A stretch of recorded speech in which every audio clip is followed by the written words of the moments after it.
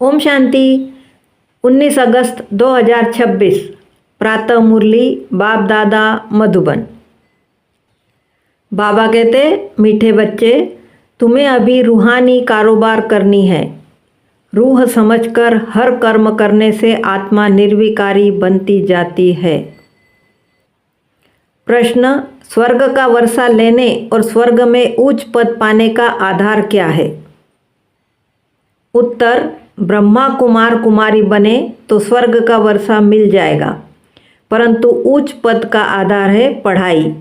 अगर बाप का बनकर अच्छी रीति पढ़ाई पढ़ते रहे, पूरा पवित्र बने तो राजाई पद मिलता है।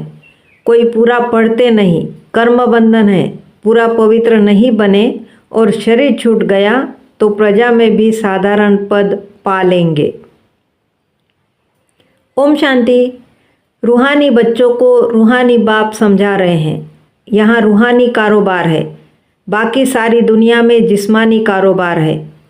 वास्तव में कारोबार चलती है रूहों की। आत्मा ही इस शरीर द्वारा पढ़ती है, चलती है, विकर्म करती है। इसीलिए पतित आत्मा पाप आत्मा कहा जाता है।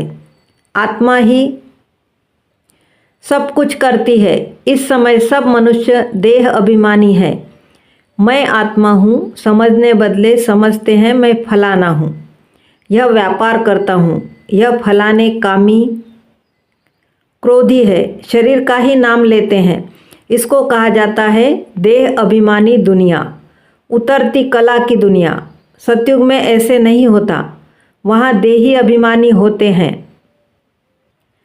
तुमको देही अभिमानी बनाया जाता है। अपने को आत्मा निश्चय करो। मैं आत्मा यह शरीर रूपी चोला धारण कर पार्ट बजाती हूँ। वह एक्टर्स भी भिन्न भिन्न कपड़ा बदली कर पार्ट बजाते हैं। बाप कहते हैं, तुम आत्माएं पहले शांति धाम में थी, तुम्हारा घर है शांति धाम। जैसे वह हद का नाटक होता है, यह फिर है बेहद का नाटक। सभी आत्माएं परम धाम से आकर शरीर धारण कर पार्ट बजाती है। आत्माओं का असल घर है शांति धाम। उन एक्टर्स का तो घर यहाँ ही होता है, सिर्फ ड्रेस बदली कर आकर पार्ट बजाते हैं। तो बाप बैठ समझाते हैं, तुम आत्माएं हो। बाप तो बच्चे बच्चे ही कहेंगे। सन्यासी बच्चे बच्चे नहीं कहेंगे। बाप कहते हैं, मैं पतित पावन तुम सभी आत्माओं का बाप हूँ, जिसको तुम गॉड फादर कहते हो। गॉड फादर तो निराकार है। ब्रह्मा विष्णु शंकर को भी गॉड फादर नहीं कहेंगे, उनमें भी आत्मा है, परंतु उनको कहते हैं ब्रह्मा देवता नमः, विष्णु देवता नमः। देवताएं क्या करते हैं यह किसको पता नहीं है। बाप ही आकर समझाते हैं, तुम कैसे ड्रामा प्लान अनुसार पार्ट बजाते हो। दुनिया एक ही है, ऐसे नहीं कोई नीचे पाताल व ऊपर में दुनिया है। दुनिया एक ही है जिसका चक्र फिरता रहता है। लोग तो कह देते हैं मून में प्लाट लेंगे। बाप समझाते हैं, बच्चे कितने इंसॉल्वेंट बन पड़े हैं। भारतवासियों के लिए ही कहते हैं, तुम कितने साहूकार समझदार थे। इन लक्ष्मी नारायण का सारे विश्व पर राज्य था, जिसको कोई लूट न सके। वहाँ कोई पार्टीशन आदि नहीं होती। यहाँ तो कितनी पार्टीशन है, आपस में टुकड़े टुकड़े पर लड़ते रहते हैं। तुम सारे विश्व के मालिक थे। सारा आकाश पृथ्वी समुद्र सब तुम्हारा था, तुम उनके मालिक थे। अब तो टुकड़े हो गए हैं, यह किसको पता नहीं है। भारत ही विश्व का मालिक था। बाप समझाते हैं, आत्मा को जो पार्ट मिला हुआ है वह कभी घिसता नहीं, चलता ही रहता है। अभी तुम फिर से मनुष्य से देवता बन रहे हो, फिर 84 जन्म लेंगे। तुम्हारा पार्ट चलता ही रहता है, कभी बंद नहीं होता है। कोई मोक्ष आदि पाते नहीं। जितने अनेक गुरु अनेक शास्त्र, उतनी अनेक मतें होती है। मनुष्यों में कितनी अशांति है। जहाँ भी जाओ कहेंगे मन को शांति कैसे मिले। यह देह अभिमान में आकर कहते हैं। बाप समझाते हैं मन और बुद्धि यह है आत्मा के आर्गन्स, बाकी यह सब शरीर की इंद्रियां है। आत्मा कहती है मेरे मन को शांति कैसे मिले। वास्तव में यह कहना गलत है। तुम आत्मा हो, तुम्हारा स्वधर्म ही शांत है। तुम ऐसे कहो मुझ आत्मा को शांति कैसे मिलेगी, इसमें कर्म तो करना ही है। यह बातें बाप ही बैठ समझाते हैं। दुनिया में यह ज्ञान किसको नहीं, वहाँ है भक्ति मार्ग, उनको ज्ञान का पता नहीं है। ज्ञान तो एक बाप ही देते हैं। बाप खुद कहते हैं मैं कल्प कल्प कल्प के संगम युग पर आता हूँ। कलयुग के अंत में सभी पतित है। यह है रावण राज्य। रावण को जलाते भी भारतवासी ही है। बाप पतित पावन का जन्म भी यहाँ है, तो रावण का जन्म भी यहाँ है। रावण जो सबको पतित बनाते हैं, इसीलिए उनको जलाते हैं। यह बातें किसकी बुद्धि में नहीं है। अब भारत में श्री कृष्ण जयंती मनाते हैं, श्री कृष्ण की लीला भजन आदि करते हैं। अब बाप कहते हैं वास्तव में श्री कृष्ण लीला कुछ है ही नहीं। श्री कृष्ण ने क्या किया? कहते हैं कंसपुरी में जन्म लिया। अब कंस तो डेविल को कहा जाता है। सतयुग में डेविल कहाँ से आए? तुम जानते हो श्री कृष्ण की आत्मा जो सतयुग में थी, वह अपने 84 जन्म भोग इस समय पतित से पावन बन रही है, अपना पद फिर से ले रही है। वैसे ही तुम कृष्णपुरी में रहने वाले थे, 84 जन्म ले, अब फिर अपना पद ले रहे हैं। जयंती मनानी है वास्तव में शिव बाबा की, जो शिव बाबा सबको हेल से हेवन में ले जाते हैं। उनकी कोई लीला है नहीं। कहते हैं कि हे पतित पावन बाबा आओ, आकर हमको हेल से हेवन में ले जाओ। आप हमारे बाप हो तो हम स्वर्ग में होने चाहिए। हम विशेष दुनिया में क्यों हैं? इसीलिए बुलाते हैं हे गॉडफादर, हमको इस दुख की दुनिया से लिबरेट करो। यह भी ड्रामा में नूंद है। बाप कहते हैं इस ड्रामा को कोई जानते नहीं। शास्त्रों में ड्रामा की आयु लंबी लिख दी है। नई दुनिया को पुरानी बनना ही है, सतो रजो तमो में आना ही है। यह है बेहद की बात। अभी तुम फिर से विश्व के मालिक बन रहे हो। भारतवासी जो नई दुनिया में थे, वही 84 जन्मों का पार्ट बजाएंगे। अभी तुम पवित्र बनते हो, बाकी सब मनुष्य पतित है। तब तो पावन के आगे जाकर नमन करते हैं। पावन को पावन नमन क्यों करेंगे? सन्यासी पावन है, तब तो पतित मनुष्य उनके आगे माथा झुकाते हैं।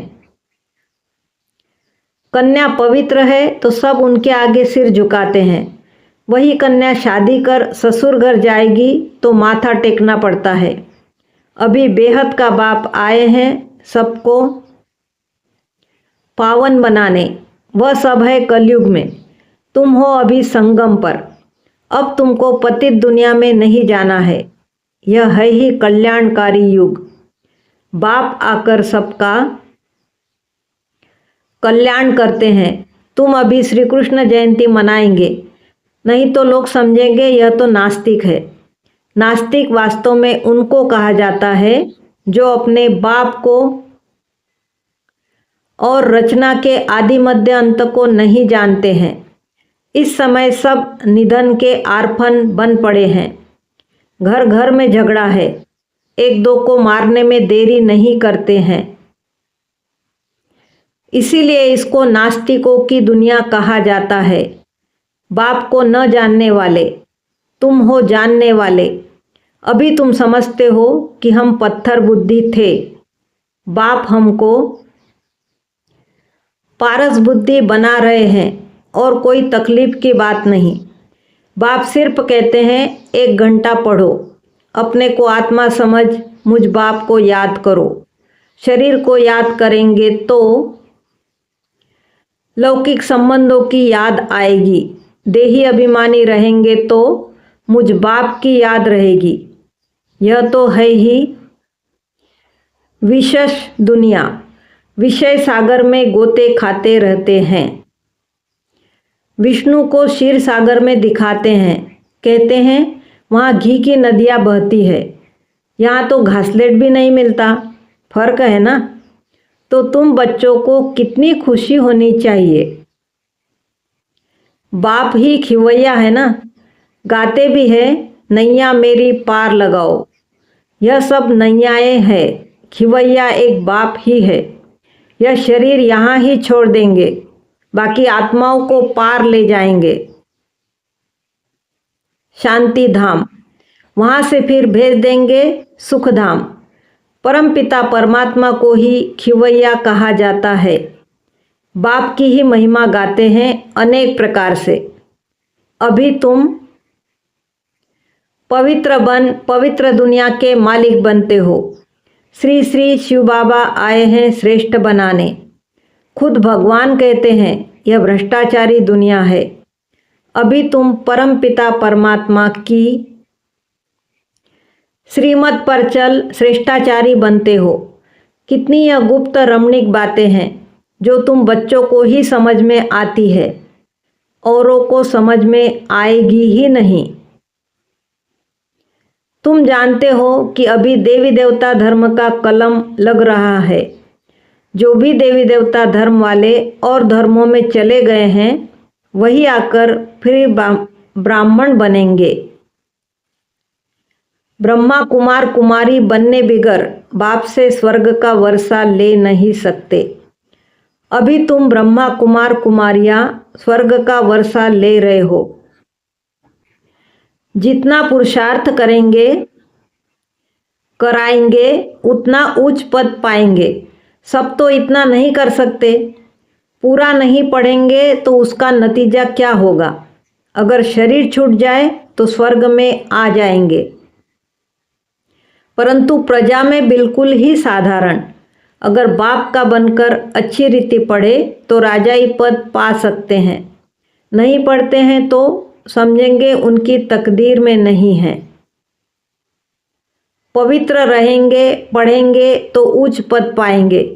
अपवित्र होने से बाप को याद नहीं कर सकेंगे। ऐसे भी बहुत है।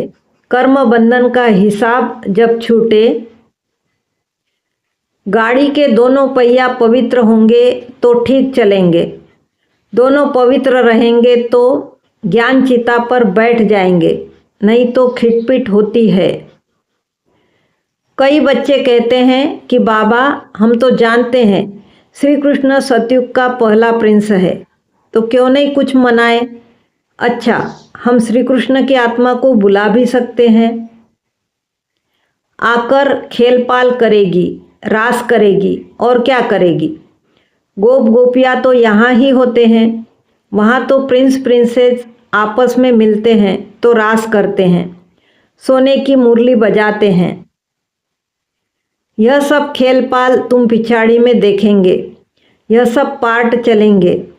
शुरू में दिखाया गया, फिर तुम पुरुषार्थ में लग गए हो। अब फिर पिछाड़ी में साक्षात्कार होना शुरू होगा। कौन कौन किस पद को पाएंगे यह तुम जानते हो। बाप बैठ यह सब राज समझाते हैं। तुमसे पूछते हैं वेदों शास्त्रों को मानते हो। बोलो हाँ, हम क्यों नहीं मानते हैं। यह सब भक्ति मार्ग की सामग्री है। इनमें कोई ज्ञान नहीं है। ज्ञान देने वाला तो एक है। ज्ञान मिलता है तो भक्ति आपे ही छूट जाती है। तुम मंदिर में भी जाएंगे तो बुद्धि में रहेगा कि यह लक्ष्मी नारायण फिर अब नई दुनिया में राज्य करेंगे। बाप बच्चों को समझाते हैं दोनों तरफ तोड़ निभाना है। गृहस्थ व्यवहार में रहते पवित्र बनना है। श्रीमत कहती है पूरे पवित्र बनो। पूरा वैष्णव बनो और विष्णुपुरी का राज्य लो। अच्छा। मीठे मीठे सिकिलदे बच्चों प्रति माता पिता बाप दादा का याद प्यार और गुड मॉर्निंग। रूहानी बाप की रूहानी बच्चों को नमस्ते। हम रूहानी बच्चों की रूहानी माता पिता बाप दादा को याद प्यार, गुड मॉर्निंग और नमस्ते। शुक्रिया बाबा, शुक्रिया। धारणा के लिए मुख्य सार। योग द्वारा कर्म बंधन का हिसाब किताब चुकतू कर पावन बनना है, ज्ञान चिता पर बैठना है, पूरा पूरा वैष्णव अर्थात पवित्र बनना है, अपने शांत स्वधर्म में स्थित रहना है, सबको शांति धाम की याद दिलानी है, कभी भी अशांत नहीं होना है। वरदान। आवाज से परे की स्थिति में स्थित हो सर्व गुणों का अनुभव करने वाले मास्टर बीज रूप भव। जैसे बीज में सारा वृक्ष समाया हुआ होता है, वैसे ही आवाज से परे की स्थिति में संगम युग के सर्व विशेष गुण अनुभव में आते हैं। मास्टर बीज रूप बनना अर्थात सिर्फ शांति नहीं, लेकिन शांति के साथ ज्ञान, अतीन्द्रिय सुख, प्रेम, आनंद, शक्ति आदि आदि सर्व मुख्य गुणों का अनुभव करना। यह अनुभव सिर्फ स्वयं को नहीं होता, लेकिन अन्य आत्माएं भी उनके चेहरे से सर्व गुणों का अनुभव करती है। एक गुण में सर्व गुण समाये हुए रहते हैं। स्लोगन। अच्छाई धारण करो, लेकिन अच्छाई में प्रभावित नहीं हो जाओ। ये अव्यक्त इशारे अपवित्रता के बीज को भी समाप्त कर संपूर्ण स्वच्छ पवित्र बनो। पवित्रता आप ब्राह्मण आत्माओं का अनादि आदि संस्कार है। इस नेचुरल संस्कार से स्वप्न व संकल्प में भी अपवित्रता इमर्ज न हो। संकल्प आवे और विजयी बनो, इनसे भी ऊपर नेचुरल संस्कार बना लो, तो इस सब्जेक्ट में पुरुषार्थ करने की आवश्यकता नहीं रहेगी। ओम शांति।